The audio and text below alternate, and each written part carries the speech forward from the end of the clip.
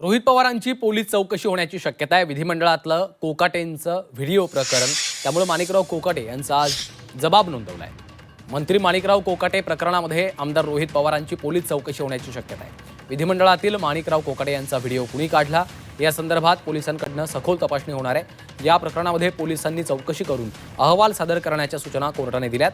माणिकराव कोकाटे यांनी रोहित पवारांच्या विरोधात बदनामीचा दावा दाखल केलेला आहे, त्यामुळे आमदार रोहित पवार यांच्या अडचणी वाढण्याची शक्यता आहे।